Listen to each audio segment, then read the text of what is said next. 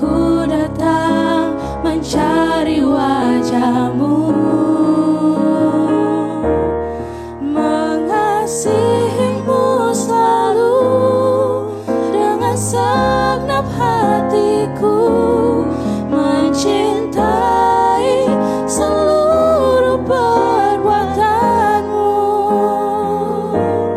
mengabdikan hidupku sesuai rencana-Mu. Ku mau menyembah-Mu sampai akhir hayatku.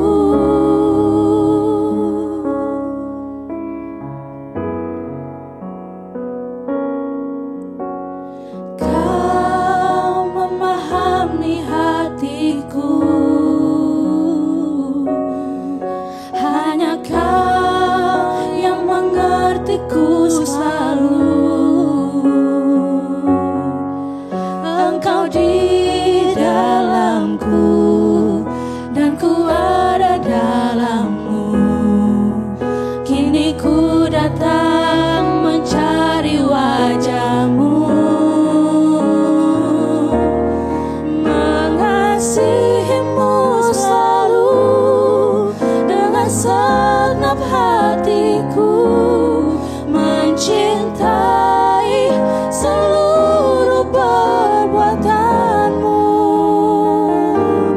mengabdikan hidupku sesuai rencana-Mu. Ku mau menyembah-Mu sampai akhir hayat, mengasihi-Mu selalu dengan segenap hatiku, mencintai seluruh perbuatan-Mu, mengabdikan hidupku sesuai rencana-Mu. Ku mau menyembah-Mu sampai akhir hayatku. Ku mau menyembah-Mu sampai akhir hayatku.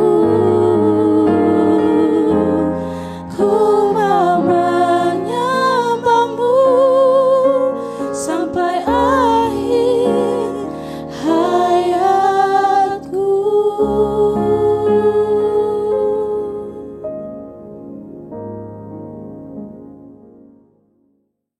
Shalom, apa kabar saudara? Kita hari ini belajar kebenaran tentang apa yang menjadi kebutuhan manusia. Di dalam hidup manusia itu ada pergumulan yang seringkali tidak terjawab. Sehingga di dalam hidup ini kita mencari apa yang namanya makna kehidupan. Kita mencari pembenaran ya dari generasi ke satu generasi yang selanjutnya. Persoalannya selalu sama, klasik begitu.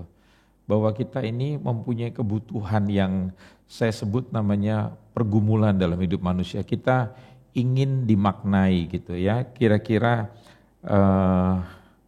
kalau saya katakan itu hati kita itu begitu haus begitu lapar. Supaya kita bagaimana caranya hidup itu bisa bermakna, terus bisa mengalami pembenaran, penerimaan. Nah, jadi saudara yang dikasihi Tuhan, itu sebabnya kita harus betul-betul mengkajinya. Apakah persoalan dalam hidup manusia ini bisa dijawab oleh manusia itu sendiri, atau kita membutuhkan Injil, membutuhkan firman Tuhan, membutuhkan kebenarannya Tuhan. Jadi kalau kita berusaha mendirikan kebenaran kita sendiri untuk menjawab persoalan kita sendiri, maka yang kita lihat dari generasi ke generasi kita akan mempunyai problem yang sama. Itu sebabnya saya ingin mengajak saudara membaca dalam Injil Lukas 18 ayat 9 sampai ayat yang ke-14. Jadi ini merupakan sebuah pergumulan yang umum dalam seluruh umat manusia. Ya. Nah, saudara lihat di dalam ayat yang ke-19, dan kepada beberapa orang yang menganggap dirinya benar dan memandang rendah semua orang lain, Yesus mengatakan perumpamaan ini. Perhatikan kalimat di dalam ayat ke-19. Ya. Di situ dikatakan beberapa orang yang menganggap dirinya benar. Ya, jadi saudara-saudara yang dikasihi Tuhan, kita selalu berpikir, ya, ini kan zaman yang dikatakan apa itu istilahnya, postmodernisme begitu, di mana ukuran benar menurut seseorang dengan orang yang lain itu belum tentu sama.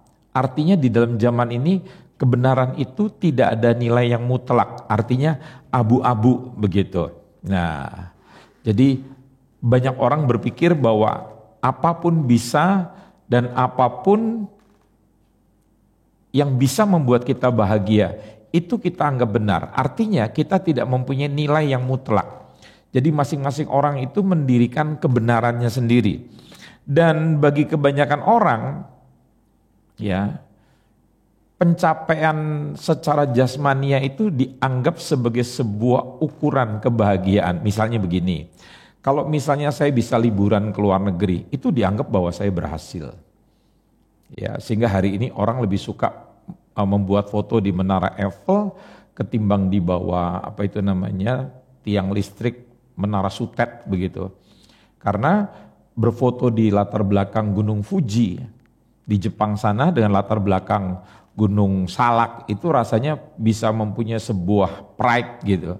Ya, lantas kalau kita memakai tas dengan merek brand Eropa dengan memakai brand daripada Cibaduyut itu rasanya kebanggaannya itu berbeda. Jadi kita merasa itulah kebahagiaan kita. Lantas mungkin kita mendapatkan jodoh sesuai dengan pengharapan kita yang cantik, yang bohai. Maksud saya kalau yang perempuan dapat jodoh laki-laki yang tampan, yang tinggi besar begitu, ya. Jadi itu dianggap sebagai sebuah pencapaian. Jadi kita bekerja keras untuk mati-matian untuk mendapatkan semuanya sehingga kita mengorbankan kesehatan kita, mengorbankan keluarga kita, dan itu menjadi pergumulan, ya, untuk menunjukkan keberadaan kita sebagai seorang pribadi. Nah, jadi saudara yang dikasihi Tuhan, kalau kita melihat manusia-manusia di zaman sekarang itu, bahkan pada waktu krisis ekonomi yang panjang selama 3 tahun kemarin itu, menyisakan ada begitu banyak orang yang mengakhiri hidupnya dengan bunuh diri.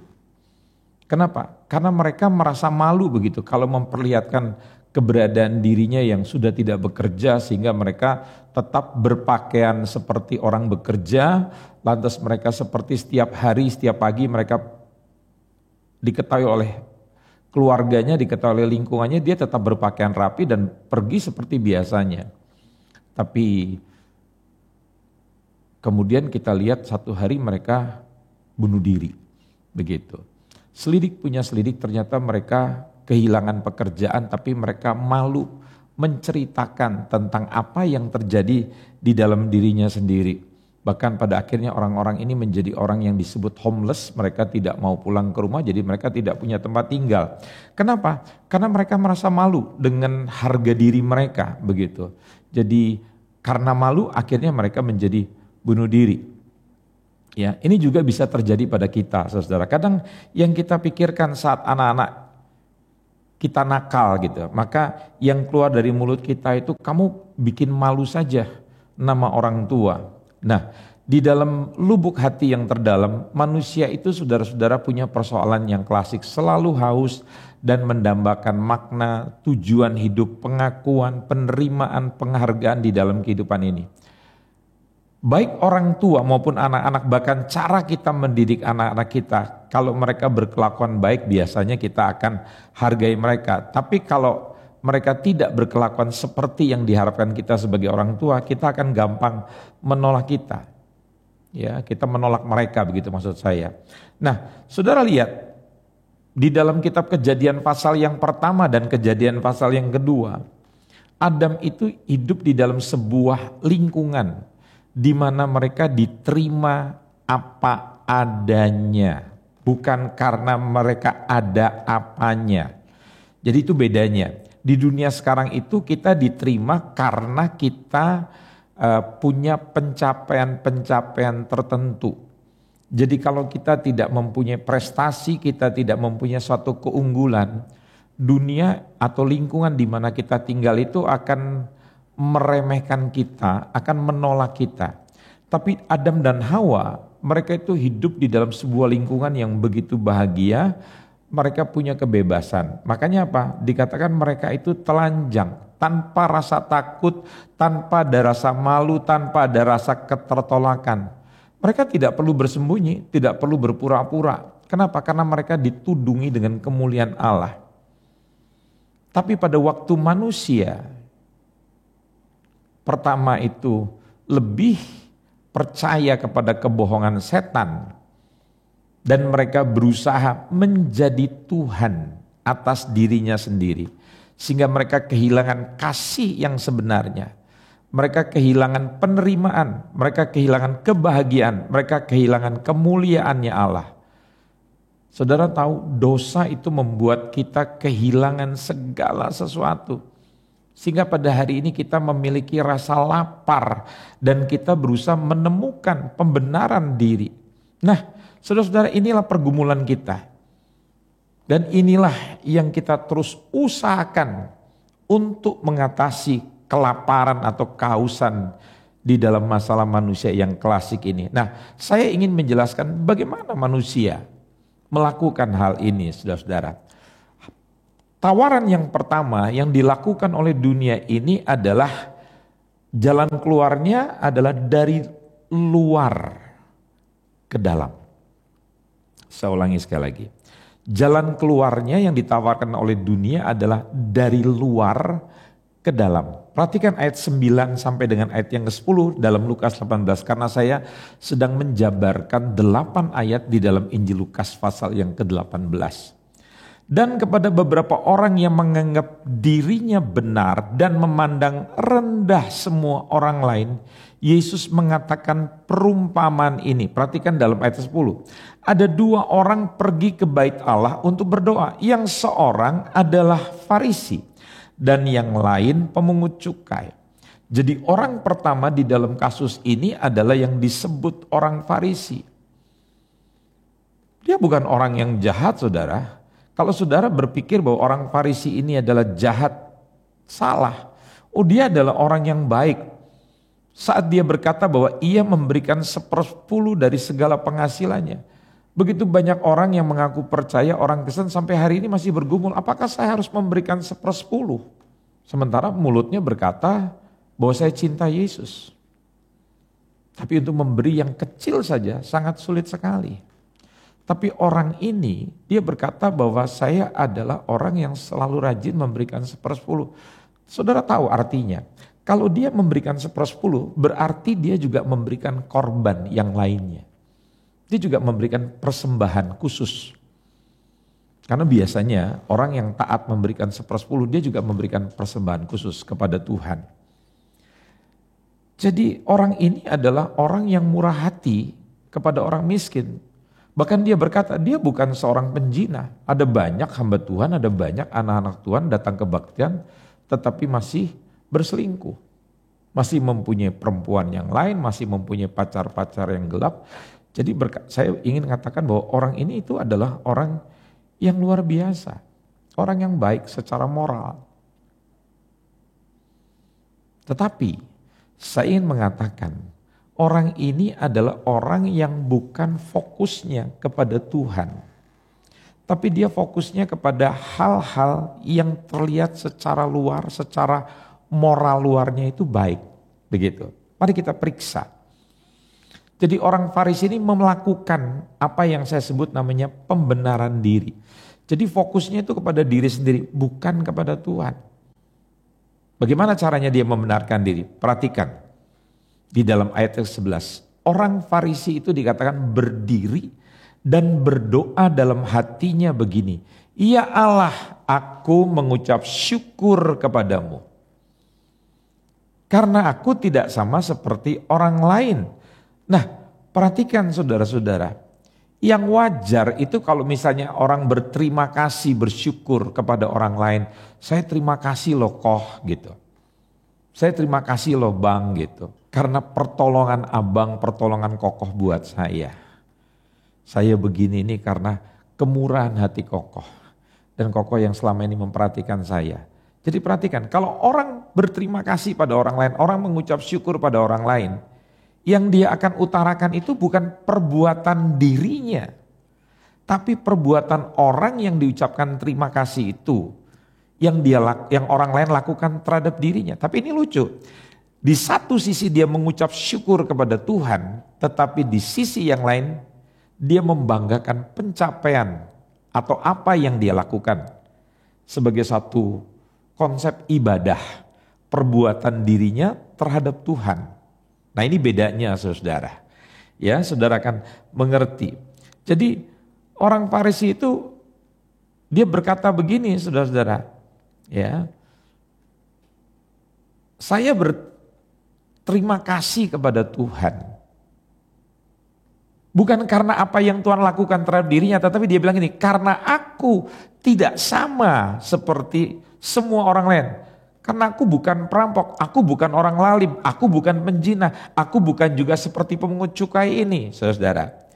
Jadi ini lucu. Jadi sewajarnya dia kalau berkata saya bersyukur sama Tuhan. Karena Tuhan telah melakukan begitu banyak hal di dalam hidup saya. Saya hari ini bisa begini semua karena Tuhan. Tetapi yang dia lakukan justru dia membanggakan dirinya sendiri. Dan perhatikan hal yang kedua di bagian ini, ya, dia bukan hanya fokus pada dirinya, tetapi dia membenarkan hal-hal yang sifatnya eksternal. Bukan batin tetapi sesuatu yang kelihatan secara tampak luar. Ya, perhatikan. Hal yang eksternal itu bukan bersumber kepada soal karakter, soal motivasi atau kedalaman batinnya begitu. Dalam ayat 11-12 dia berkata, saya ulangi lagi ya. Orang Farisi itu berdiri dan berdoa dalam hatinya begini, ya Allah aku mengucap syukur kepadamu. Karena aku tidak sama seperti semua orang lain. Aku bukan perampok, aku bukan orang lalim, aku bukan penjina, dan aku gak seperti pemungut cukai ini sambil menunjuk orang di sebelahnya. Bahkan aku itu berpuasa 2 kali seminggu, aku memberikan 1/10 dari segala penghasilanku. Aku, selalu dia tekankan aku. Bahkan saudara tahu, ya, aku berpuasa 2 kali seminggu. Di dalam perjanjian lama nggak ada tulisan bahwa orang itu harus berpuasa dalam seminggu 2 kali. Jadi dia melakukan sesuatu yang lebih untuk menunjukkan bahwa dia lebih suci, dia lebih rohani, lebih beribadah dibandingkan dengan orang lain. Jadi yang dia banggakan itu adalah hal-hal yang sifatnya eksternal, sesuatu yang tampak di depan. Kalau saudara mengingat apa yang Yesus protes kepada orang Farisi, dia bilang kalian suka duduk di depan menggunakan jubah-jubah yang panjang segala macam untuk menunjukkan ibadah kalian. Ya. Jadi itu penekanan orang-orang Farisi begitu. Jadi dia tidak berkata, artinya orang Farisi ini gak berkata seperti begini, ya Tuhan aku bersyukur bahwa aku menjadi orang yang makin sabar, makin lembut, saya bisa mengasihi orang yang biasanya tidak bisa saya kasihi. Saudara lihat akhir-akhir ini tuh banyak orang yang dibanggakan itu adalah pencapaian-pencapaian secara kasat mata gitu ya. Jadi yang dia tidak mengalami perubahan lebih mengasihi, lebih sabar, lebih memahami orang lain, hidup dalam mengampuni. Tapi sekarang saudara lihat, kita menjadi orang yang gampang terluka. Dulu pelayanan, sekarang kita gak melayani lagi karena kita ngambek, karena orang gak menghargai diri kita. Jadi fokusnya itu bukan pada Tuhan tetapi kepada ego, kepada kepentingan kita sendiri karena kita merasa terluka. Begitu. Ya, saya bisa lebih bersukacita, saya bisa memiliki damai meskipun segala sesuatu tidak berjalan seperti yang saya harapkan. Dia tidak bicara tentang kedalaman hatinya, motivasinya, karakter, Tapi fokusnya itu kepada hal-hal yang bisa dilihat dari luar. Lihat nih, sekarang saya punya jabatan yang makin baik, saya punya kesibukan. Begitu. Ya. Jadi pemahamannya tentang dosa dan kebajikan sepenuhnya itu berorientasi kepada perilaku eksternal, yaitu mematuhi maksud saya, mematuhi peraturan, melakukan ibadah yang di luar dan yang penting itu tidak melanggar aturan begitu. Tapi perubahan daripada batinnya itu enggak ada, menjadi orang yang semakin arogan, semakin sombong dengan pencapaian-pencapaian gitu, sehingga pada akhirnya dia membandingkan atau dia menekankan kepada hal-hal yang eksternal. Yang ketiga selanjutnya dia memamerkan, komparasi, artinya dia coba membandingkan dirinya dengan apa yang dicapai oleh orang lain. Perhatikan. Ayat 9 saya ulangi lagi, dan kepada orang yang menganggap dirinya benar dan memandang rendah semua orang lain. Jadi Yesus mengatakan perumpamaan ini, ya.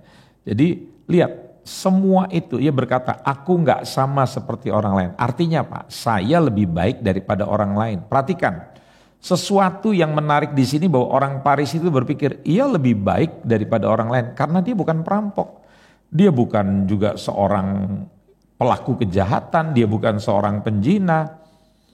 Jadi apa yang dia katakan itu sesuai dengan yang dikatakan Alkitab. Saya memberikan 1/10 dari segala penghasilanku. Ini kan sesuai Alkitab, saudara. Kemudian dia berkata, saya puasa 2 kali seminggu. Ya, jadi tanpa sadar dia melakukan sesuatu yang sebetulnya tidak dikatakan oleh firman Tuhan. Jadi dia merasa lebih rohani gitu, dengan dia menambah kegiatan-kegiatan yang bagaimana, dia merasa lebih rohani. Nah, tanpa kita sadari kita juga sering melakukan di dalam keseharian kita. Sebagai contoh, kita seringkali merendahkan orang-orang yang masih secara tradisional. Misalnya kita sudah memiliki karunia, kita memiliki talenta, kita memiliki hal-hal yang luar biasa, kita memandang rendah orang lain. Terus kita menganggap bahwa gereja kita lebih baik daripada gereja yang lain, orang lain tidak punya kebenaran, kita punya kebenaran yang luar biasa, sehingga kita merasa bahwa diri kita itu jauh lebih sempurna begitu. Kita lihat misalnya kita dari gereja yang Injil sepenuh, kita menganggap rendah orang yang gerejanya cuman tidak sepenuhnya mempercayai kepada kebenaran firman Tuhan. Kita merasa diri kita gereja karismatik dan mereka gereja yang tidak karismatik. Terus kita coba mulai merendahkan mereka. Jadi hal-hal yang esensi itu tentang bentuk ibadah musik itu kita selalu persoalkan, tetapi hal-hal yang penting tentang keselamatan kita tidak pernah memikirkan begitu. Ya, kita lebih memperhatikan misalnya corak seragam kita, ya, terus bagaimana rambut kita, bagaimana jubah kita, tetapi kita tidak mengutamakan tentang pertobatan daripada hati kita. Semakin hari kita hidup semakin mengasihi orang lain. Ya, nah, saudara yang dikasihi Tuhan. Saya ingin kita belajar begitu untuk menjadi orang yang tulus. Kalau saudara melakukan sesuatu hanya karena saudara ingin mendapatkan pujian daripada manusia atau mendapatkan pujian dari Tuhan. Misalnya begini, saudara memberi kepada Tuhan karena saudara mengharapkan balasan. Itu adalah sesuatu yang tidak tulus. Kita itu memberi bukan supaya diberkati oleh Tuhan. Tuhan itu sudah lebih dulu memberkati kita, makanya kita belajar memberi, mengasihi Tuhan dengan sungguh-sungguh. Jadi bukan kita mengasihi Tuhan supaya Tuhan mengasihi kita. Loh, Tuhan itu tahu kita adalah orang yang tidak setia. Dan dia tetap memberkati kita, sekalipun kita tidak memberkati pekerjaan Tuhan. Walaupun itu bukan sifatnya Tuhan. Jadi kalau saudara memberi dalam rangka untuk mendapatkan timbal balik daripada Tuhan, itu bukan kasih yang tulus. Tapi saudara, sebenarnya kita melakukannya itu bukan untuk Tuhan, tetapi untuk diri kita sendiri. Ya. Jadi pada waktu saudara melakukan segala sesuatu, saudara berbuat kebaikan itu karena saudara merasakan kasih Tuhan yang luar biasa. Anda dikasih Tuhan. dan Anda belajar dengan rahmat, dengan berkatnya Tuhan itu, Anda juga akan menolong orang lain sebagaimana Anda ditolong oleh Tuhan. Anda merasa bahwa dosa Anda yang begitu besar diampuni oleh Tuhan. Sehingga pada waktu orang berbuat salah kepada diri Anda juga akan memaklumi. Anda akan belajar begini, Tuhan saja mengampuni dosa saya yang tidak terhingga itu, masa saya nggak akan ngampuni saudara saya yang salah pada saya. Itu artinya saudara hidup di dalam kasih Tuhan yang luar biasa. Saudara mempunyai penyelaman. Karena kalau saudara mempunyai hati yang tidak mengampuni orang lain, saudara akan sulit sekali mempunyai hubungan yang baik dengan Tuhan. Nah itu yang harus saudara pelajari. Nah hal yang orang kedua di dalam cerita ini adalah pemungut cukai. Saya tidak ingin mengatakan bahwa pemungut cukai itu lebih baik daripada ahli agama tadi. Kalau Anda membaca di dalam kitab Injil Lukas tentang anak yang hilang, saudara selalu berpikir bahwa anak yang hilang itu adalah anak yang bungsu. Tapi dalam cerita anak yang hilang itu adalah bicara tentang dua anak yang hilang. Yang satu hilang di luar rumah, yang satu hilang di dalam rumah. Jadi anak sulung dan anak bungsu itu dua-duanya juga terhilang. Jadi di mata Tuhan itu saudara-saudara, kalau orang hidup dengan gaya agama, ya, dia membenarkan dirinya sendiri, itu di mata Tuhan juga salah yang tadi sudah kita bahas. Tetapi di sisi yang lain ada pemungut cukai yang gaya hidupnya itu sangat hedon. Sangat duniawi, sangat materialisme begitu. Itu juga di mata Tuhan juga salah gitu. Jadi yang dibenarkan Tuhan ini bukan masalah dia membela tentang gaya hidup yang tidak benar daripada pemungut cukai. Bukan. Tapi mari kita dalami saudara. Nah itu yang saya sebut ini jalan keluar bukan dari luar ke dalam tetapi dari dalam keluar. Jadi itu solusi yang diberikan Tuhan kepada kita. Mari kita baca ayat yang selanjutnya ayat 13. Tetapi pemungut cukai itu berdiri jauh-jauh. Bahkan ia tidak berani menengadah ke langit, melainkan ia memukul diri dan berkata, "Ya Allah, kasihanilah aku orang berdosa ini." Saudara, kalau dipelajari dari Alkitab bahasa aslinya, orang berdosa itu dalam bahasa Inggrisnya tidak disebut not a sinner, but the sinner.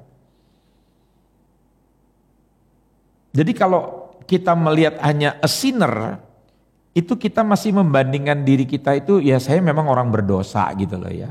Tapi saya nggak sejahat orang lain sih.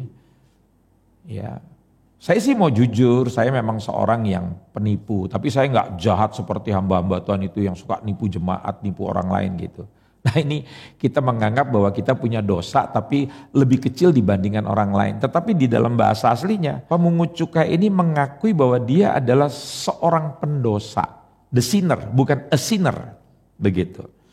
Jadi kalau kita masih berkata bahwa saya orang berdosa tapi saya lebih lumayan dibandingkan orang lain, nah ini kita benar-benar tidak memiliki pertobatan saudara-saudara. Jadi memiliki pengertian yang benar tentang pertobatan itu artinya begini, saya itu betul-betul berdosa dan saya tidak bisa menyelamatkan diri saya. Sehingga dia merasa tidak layak tuh menengadah untuk melihat ke atas begitu. Dan menyadari bahwa konsekuensi dosa itu gak bisa saya tanggung dan saya juga gak bisa bertobat begitu. Dia menyadari. Nah lantas bagaimana?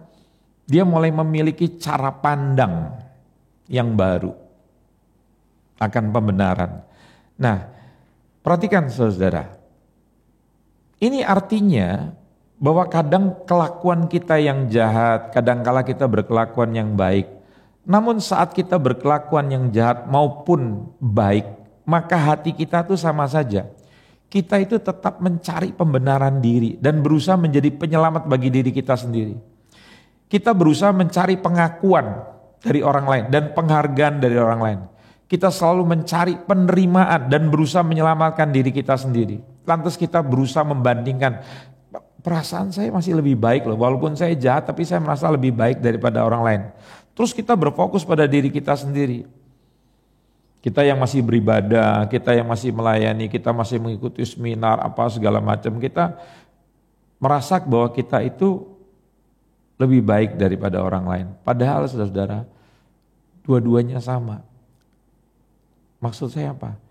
Keberadaan kita itu adalah the sinner, orang yang berdosa. Hakikat saya dan saudara itu adalah orang yang berdosa. Nah ini kita harus sadar dulu. Makanya di situ dikatakan dia menengadah ke langit, ya tidak berani menengadah ke langit, melainkan ia memukul dirinya dan berkata, ya Allah kasihanilah, be merciful, ya, karena aku ini orang berdosa. Saudara tahu kata be merciful itu biasanya di dalam Alkitab itu memakai kata eleos, tetapi di sini dia memakai kata hilasterion. Ya, dalam bahasa Inggrisnya itu disebut tebuslah dosaku, atone for my sin begitu. Ya. Seperti di dalam perjanjian baru pada waktu orang buta itu berteriak kepada Yesus, ya Yesus anak Daud kasihanilah aku. Nah itu di situ dia pakai kata eleos, tapi di dalam kalimat dalam Lukas 18 ayat 13 ini dipakai kata hilasterion, artinya tebuslah dosaku. Tidak ada jalan lain saudara-saudara. Kalau Anda melihat di dalam perjanjian lama, di dalam ruang maha kudus itu saudara-saudara, ya, saudara tahu di dalam ruang maha kudus itu tidak ada orang yang bisa masuk kecuali imam besar. Dan imam besar pun pada waktu masuk ke dalam dia mesti menguduskan dirinya. Ya. Dan pada waktu dia masuk itu imam besar tuh memakai jubah, lantas di bawahnya tuh ada semacam kerincingan gitu yang bunyi. Jadi kalau dia nanti masuk ke dalam dan dia tidak kudus, dia mati, nggak ada orang yang bisa masuk. Jadi pada waktu dia masuk dia tuh sudah dipakaikan tali. Jadi kalau sampai dia tidak kudus, dia mati di ruang maha kudus, maka imam yang lain tuh bisa menarik tanpa masuk ke dalam ruang maha kudus. Kenapa dia mati? Karena dia tidak kudus, makanya ditarik. Namanya juga ruang maha kudus. Di situ tempat Tuhan hadir. Jadi saudara bisa bayangkan, hakikat manusia itu tidak bisa mendekati Tuhan. Jadi hanya imam besar. Dan saudara tahu dalam ruang maha kudus di situ ada peti yang di atasnya ada tutup pendamaian. Dan di dalam peti itu ada 3 benda. 1 tongkat Harun. Yang kedua buli-buli berisi mana. Yang ketiga 2 loh batu. Tongkat Harun itu berbicara tentang pemberontakan orang Israel terhadap kepemimpinannya Allah melalui pemimpinnya Musa. Ya, disebut tongkat Harun. Jadi orang Yahudi pada waktu itu, orang Israel maksud saya, mereka sudah memberontak terhadap Allah dengan tidak mentaati pemimpinnya. Dan yang kedua, buli-buli berisi mana? Mereka bersungut-sungut, bahkan mereka menghina tentang penyediaan Tuhan yang luar biasa. Ya, mereka merendahkan penyediaan Tuhan. Dan sudah lihat, itu merupakan gambaran kita pada hari ini juga. Dan yang ketiga adalah 2 loh batu yang berisi tentang perintah Tuhan.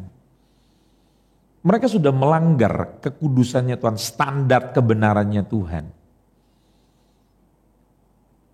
Kalau dilihat daripada ketiga hal ini, maka kita sudah tidak mungkin selamat lagi saudara. Tapi di dalam peti itu di atasnya ditutup 2 kerubium yang disebut tutup pendamaian. Dan itu merupakan lambang, dalam bahasa Inggris tutup pendamaian itu disebut mercy seat begitu. Itu kalau kita lihat dalam perayaan Yom Kippur yang diadakan setahun sekali. Ya, imam besar itu masuk ke ruang maha kudus dan menghadap Tuhan seperti tadi yang saya bilang. Dan di situ dia menaruh darah pengganti, yaitu dia membayar yang mati untuk membayar hukuman atas dosa dirinya dan dosa umat Israel. Jadi di atas tutup pendamaian itu maka darah itu diciprat-cipratkan di atas tutup pendamaian sehingga penghakiman atas dosa sudah dipenuhi dan itu simbol dari penebusan dosa yang sudah dipenuhi. Nah, kata trion ini digunakan di dalam Ibrani 2 ayat 17. Ya.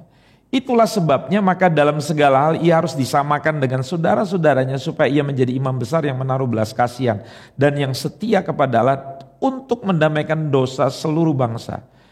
Jadi karena Yesus itu begitu mengasihi kita sehingga dia rela melakukan semua itu untuk menebus saya dan saudara. Yesus melakukan karya penebusannya sehingga dia bisa mengasihi. Sekarang kita diterima di dalam dia, kita dibenarkan di dalam dia, kita berharga di dalam dia, dan kita dikasihani di dalam dia. Saudara tahu, Yesus ditolak supaya kita diterima. Yesus yang tidak mengenal dosa menjadi dosa supaya kita dibenarkan. Yesus yang mulia menjadi hina supaya kita berharga. Yesus dihukum supaya kita dikasihi. Seorang teolog yang terkenal Tim Keller itu pernah bilang begini, agama itu berkata, aku taat. Itulah sebabnya aku diterima. Agama itu mendasari kepada perbuatan, hal yang lahiriah. Saya nanti akan diterima dengan perbuatan-perbuatan baik saya. Tetapi Injil berkata, aku sudah diterima. Itu sebabnya aku dimampukan untuk taat. Saya tidak katakan bahwa orang yang diterima oleh Tuhan, orang yang sudah diselamatkan oleh Tuhan lantas merasa bahwa dirinya sudah diselamatkan dan tidak berbuat apa-apa. Justru orang yang sudah diselamatkan, dia akan menjadi orang yang lebih baik, dia akan menjadi orang yang taat sama Tuhan, dia dimampukan untuk menjadi orang yang keluar buah-buahnya. Makanya Yakobus berkata, aku akan menunjukkan perbuatan dari imanku. Karena ada orang yang mengatakan, kalau orang beriman itu enggak butuh lagi perbuatan, saya sudah diselamatkan. Tapi Yakobus berkata, saya akan menunjukkan perbuatan karena iman saya. Jadi jangan sampai salah, sudah karena mentang-mentang kita sudah diselamatkan, terus hidup kita menjadi menjadi orang yang tidak lagi taat sama Tuhan. Nah, jangan-jangan orang seperti begitu justru belum ketemu Tuhan. Masih hidup dengan dagingnya, saudara. Ya, jadi ini kita harus mengerti. Kalau saudara mengerti rahasia kasih Tuhan, rahasia Injil, kita itu memiliki kepastian di dalam pergumulan keberadaan kita. Tuhan menerima kita meskipun kita tidak layak. Tuhan tahu kok saudara-saudara, kita ini orang yang tidak setia. Tuhan tahu kok kita ini gagal. Ada banyak orang merasa bersalah begitu. Contohnya begini, kadang-kadang ada orang tuh kalau dipanggil sama pemimpinnya dia langsung kaget gitu. Wah, saya salah apa begitu. Itu dipanggil pemimpin, belum dipanggil Tuhan. Makanya ada banyak orang menghadapi kematian tuh takut sekali kalau satu waktu nanti saya mati, kira-kira saya selamat apa enggak. Lantas dia menghitung kancing, selamat enggak. Kancing yang bawah putus. Jadi yang terakhir enggak, waduh enggak selamat. Jadi kepastiannya itu karena kancing bukan karena Yesus. Nah kalau saudara sudah hidup di dalam Tuhan, Yesus, percayalah Anda mempunyai kepastian. Dan siapa Anda tidak tergantung kepada keberadaan Anda.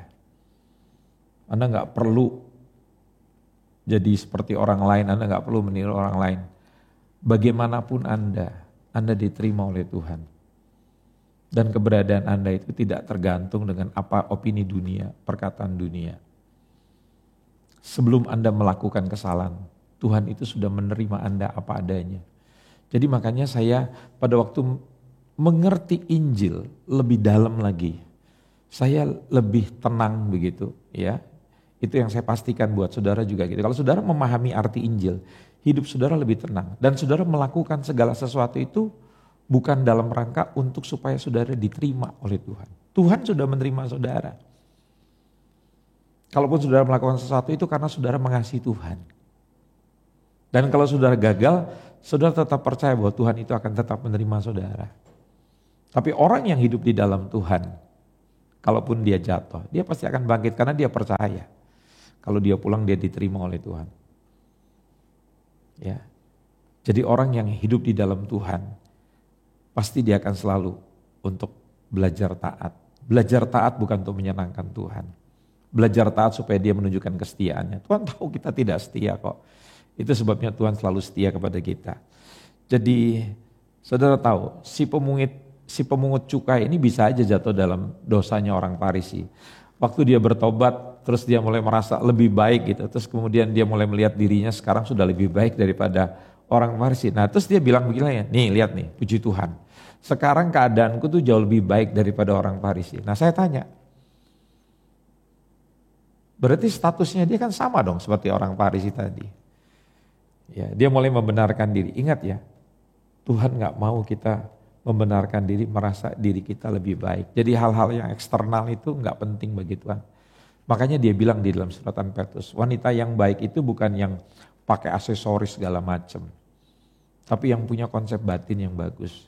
Ayo, kalau kita hidup dalam Tuhan, ya, kerjakan keselamatan itu sampai kebenaran Tuhan itu semakin nyata, buahnya itu semakin kelihatan. Ya, artinya saudara tetap beribadah, doa, rajin baca Alkitab, rajin melayani, menjadi saksi. Bukan karena saudara ingin berkenan pada Tuhan, tapi karena saudara melakukan itu karena saudara mencintai Tuhan. Dan karena saudara mencintai Tuhan itu implikasinya Pak, saudara mencintai orang-orang yang berdosa, begitu. Nah, saya akan akhiri saudara. Jadi implikasi daripada Injil itu,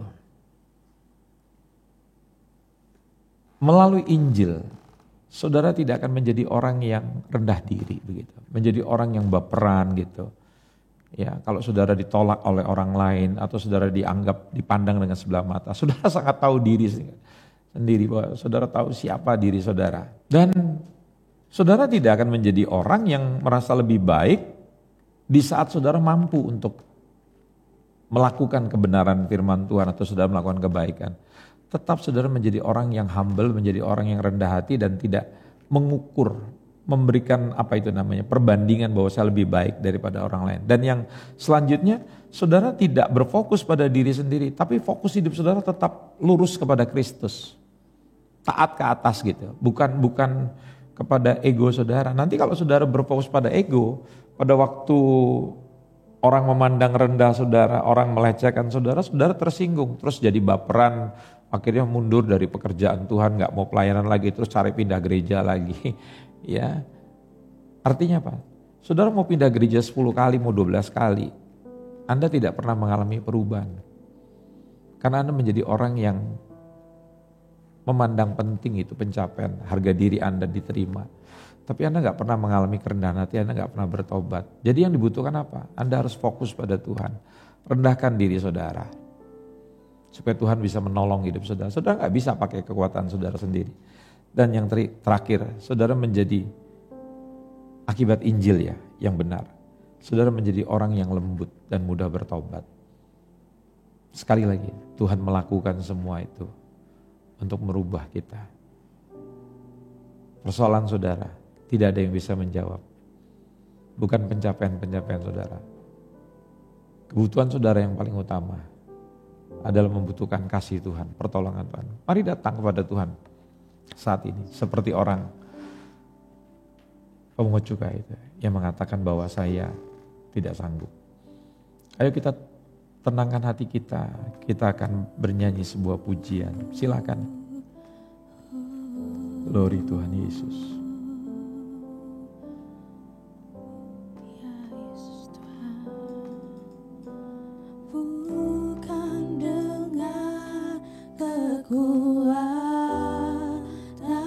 Yes. Ku dapat jalani hidupku. Benar, Pak. Tanpa Tuhan yang di sampingku, ku tak mampu sendiri.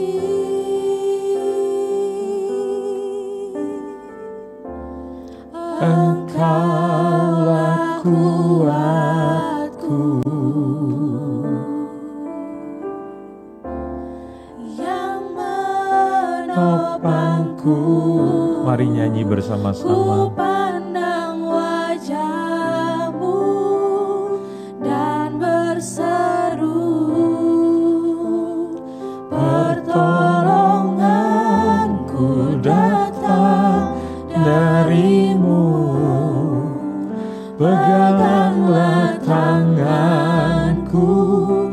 jangan lepaskan. Engkaulah harapan dalam hidupku.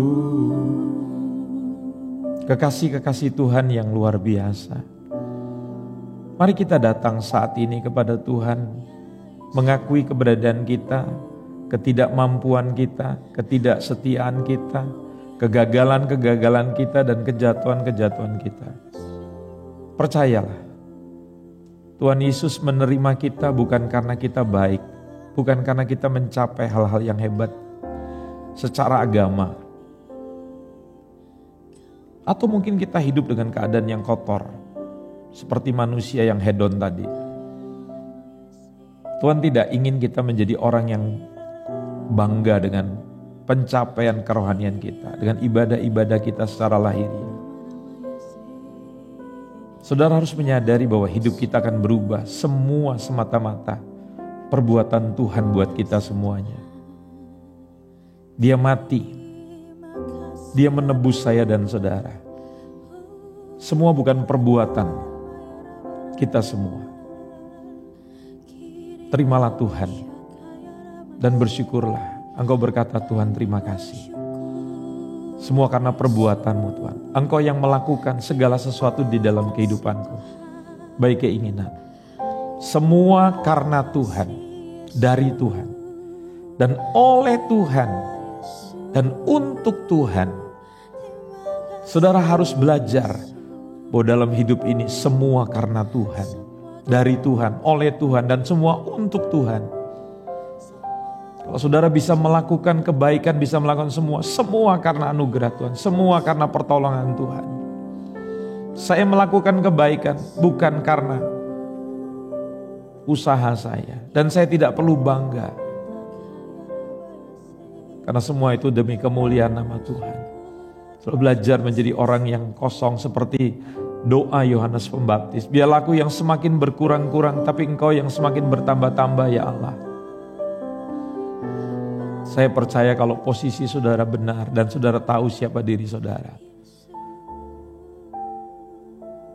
Anda akan bisa merasakan perubahan yang luar biasa. Kalau hari ini Anda terus lapar, Anda bingung tentang diri Anda, dan Anda mencari dengan segala satu dalam dunia, Anda belum merasakan kebaikan kasih Tuhan yang luar biasa. Terima saudara, terima Tuhan, terima. Engkau yang belum pernah menerima Yesus, buka hatimu dan bilang, Tuhan ampuni aku. Dan saudara yang belum menyadari Injil, walaupun saudara Kristen sudah sekian lama, tapi saudara tidak menyadari kekuatan Injil itu seperti apa yang sudah dengarkan pada saat ini. Kau bilang, Tuhan saya nihil, saya sudah berusaha dengan kekuatan saya sendiri, saya tahu saya tidak mampu. Kadang saya merasa bangga kalau saya berhasil. Dan kalau saya gagal, saya selalu merasa masih lebih baik dibandingkan yang lainnya. Saya masih seperti orang Farisi, saya masih seperti pemungut cukai yang membanggakan pencapaian-pencapaian ibadah dan pencapaian-pencapaian dunia. Tapi hari ini saya mau merendahkan hidup saya, dan saya mau mengakui Kristus yang sayang pada saya. Kristuslah yang menebus saya, Kristuslah yang membenarkan saya, Kristuslah yang mengangkat saya, Kristuslah yang menguduskan saya. Terima saudara, dan kau bersyukur. Tugasmu hanya bersyukur. Tuhan terima kasih untuk kebaikan Tuhan, untuk keselamatan. Aku terima Engkau yang menolong hidupku, Engkau yang membenarkan aku, dan Engkau yang menjadikan aku, Engkau yang memampukan aku untuk taat. Bukan kekuatanku, tapi Tuhan yang memampukan aku taat. Terima kasih Tuhan Yesus, terima kasih. Berkati semua yang belajar kebenaran pada saat ini Tuhan. Biar kami menerima anugerah Tuhan, dan kami menerima sukacita karena kami sudah dimerdekakan, karena kami dibebaskan, karena kebaikan Tuhan. Dan kami menjadi orang yang merdeka.